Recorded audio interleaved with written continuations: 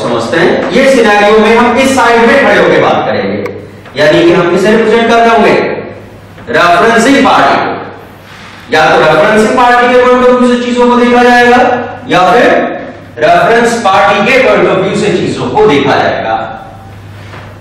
Referencing party के point of view से बात करते हैं। अगर किसी एक पार्टी को दूसरी पार्टीज की क्लासेस की लिमिटेड फंक्शनैलिटी में केवल इंटरेस्ट हो, बाकी किसी फंक्शनैलिटी में कोई इंटरेस्ट ना हो, तो रेफरेंसिंग पार्टी इस केस में एक इंटरफेस बनाएगी, यानी कि एक रोल डिफाइन करेगी। उस रोल के साथ वो फंक्शनैलिटी एसोसिएट करेगी जिसमें उसे इंटरेस्ट है, एंड देन उसे रेफर करना शुरू कर देगी। इस बार इंटरफेस रेफरेंसिंग पार्टी ने बनाया और उसे रेफर करना शुरू कर दिया। रेफरेंस पार्टीज उस इंटरफेस को इंप्लीमेंट करेंगी। अब इसका एग्जांपल देखते हैं। यहां पर हमने रेफरेंस पार्टी वाला एग्जांपल देखा था, अब हम रेफरेंसिंग पार्टी वाला एग्जांपल देखते हैं। मान के चलते हैं मैं एक सॉफ्टवेयर कंपनी चलाता हूं। अब मुझे कुछ लोगों की रिक्वायरमेंट है अपना काम कराने के लिए। जिन लोगों की मुझे रिक्वायरमेंट है उनका नाम मैंने नहीं जानता कि कौन आएगा मेरे पास, उनकी कास्ट क्या होगी, उनकी कम्युनिटी क्या होगी, उनका रिलीजन क्या होगा, ये भी मैं नहीं जानता। लेकिन मुझे ये पता है मुझे कुछ लोगों की जरूरत है, और मुझे ये पता है क्या करने के लिए जरूरत है। लेट्स से मान के चलते हैं कि मुझे जावा प्रोग्रामर्स की जरूरत है, तो मैं एक रोल डिफाइन करूंगा जावा प्रोग्रामर, उसके साथ फंक्शनैलिटी लिख दूंगा, जावा आनी चाहिए, सर्वलेट प्रोग्रामिंग आनी चाहिए, स्टार्स आना चाहिए, स्प्रिंग आना चाहिए, वगैरह वगैरह। अखबार में इश्तिहार दे दूंगा, नौकरी.com पे, monster.com पे डाल दूंगा, Java programmers are required. Java programmer एक रोल है जो मैंने डिफाइन किया, और मैंने उसे रेफर करना शुरू कर दिया कि आई नीड जावा प्रोग्रामर्स। अब आपके जैसे लोग जिन्हें यह लगता होगा कि दे आर जावा प्रोग्रामर्स और they can be Java programmers, वो वहां पहुंच जाएंगे।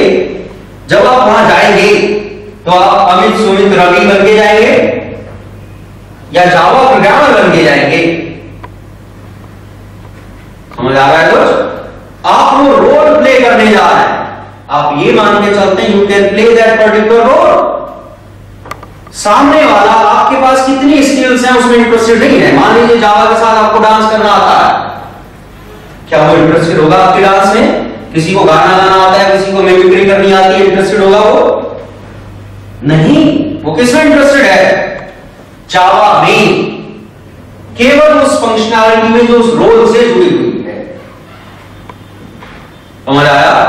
कितने सिनेरियो बनेंगे इंटरफेस के यूज में? केवल दो। पहला,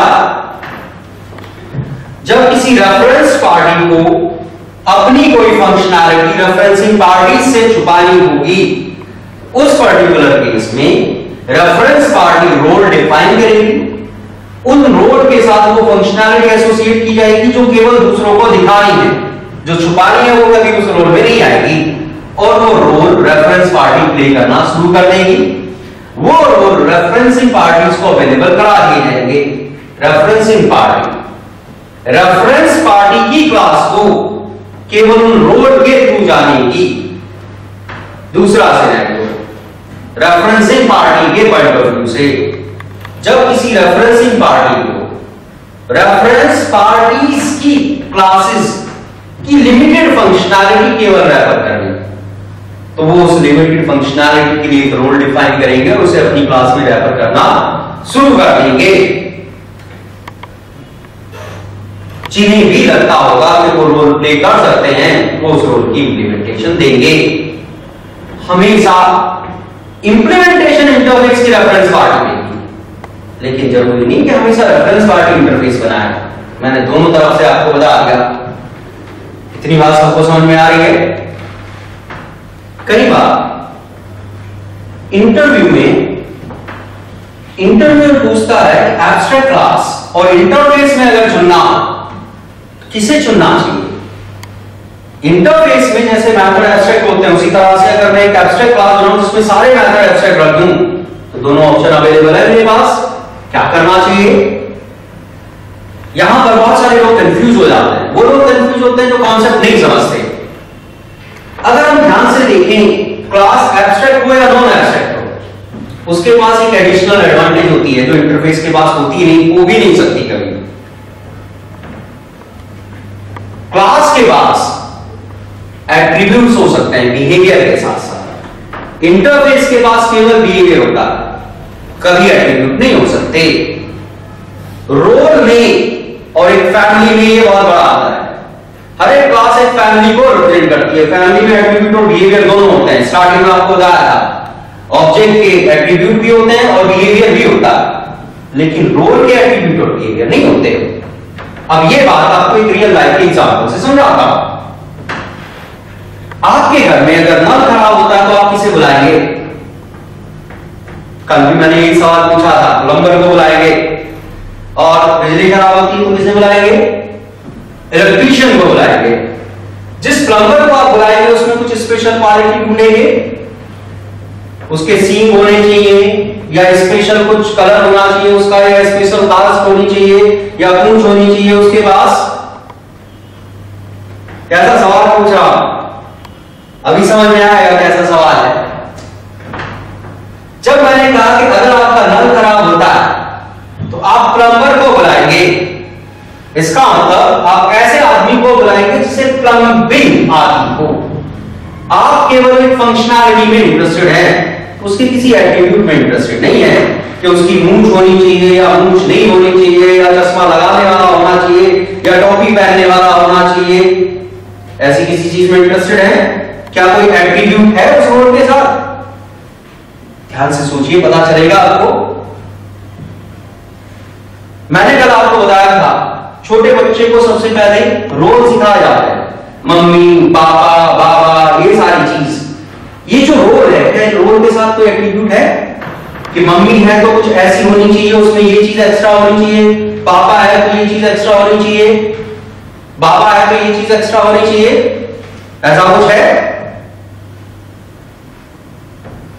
एक फंक्शनैलिटी है केवल, वो फंक्शनैलिटी है, काम खत्म, रेस्पॉन्सिबिलिटी है उस चीज के साथ, एट्रीब्यूट कुछ नहीं है।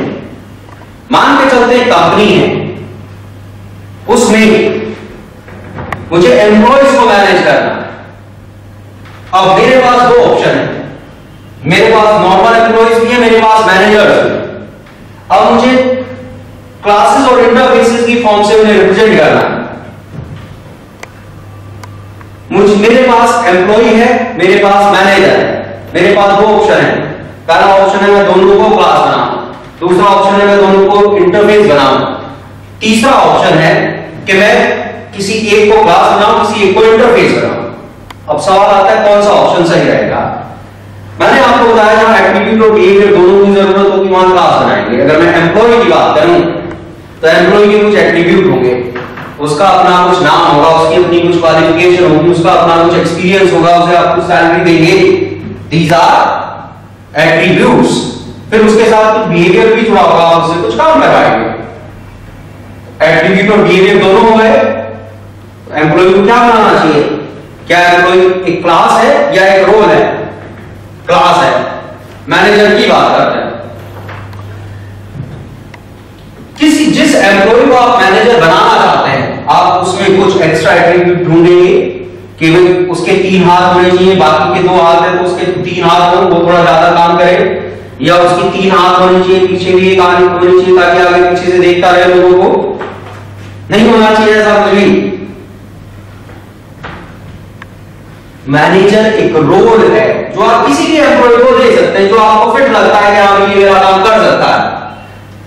जो भी एट्रीब्यूट्स होंगे वो एम्प्लॉय के होंगे, मैनेजर के नहीं होंगे। मैनेजमेंट का एक्सपीरियंस होना चाहिए उसे, एक्सपीरियंस का एम्प्लॉय का एट्रीब्यूट है, मैनेजर का कोई एट्रीब्यूट है। अगर हम रोल के साथ इस तरह से एट्रीब्यूट जोड़ने लगे तो आज आपने टीम लीडर बनाया, कल को आप मैनेजर बनाएंगे, परसों सीईओ बनाएंगे, तो अलग अलग सीईओ का अलग एक्सपीरियंस होगा, मैनेजर का अलग एक्सपीरियंस होगा, और जो नॉर्मल ट्रेनी था उसका अलग एक्सपीरियंस होगा। Ultimately he is an employee. Attribute employee का है, वो उस क्लास में जाएगा। मैनेजर तो सिर्फ एक रोल है, आज हमने इसे दिया, कल को किसी दूसरे को दे सकते हैं। अगर मुझे एक कंपनी का सिनेरियो रिप्रेजेंट करना हो जिसमें मैनेजर भी हो एम्प्लॉय भी हो, तो मैं एम्प्लॉय को एक क्लास बनाऊंगा। कारण मैंने आपको बता दिया, एट्रीब्यूट और बिहेवियर दोनों है। अगर मुझे जनरलाइजेशन करना, पूरी बात पे आते हैं, मुझे यह पता है कि मुझे एम्प्लॉय रखने हैं और मुझे यह भी पता है उनसे कुछ काम कराना है, लेकिन वो काम कैसे कराना है, ये एक्चुअल एम्प्लॉयज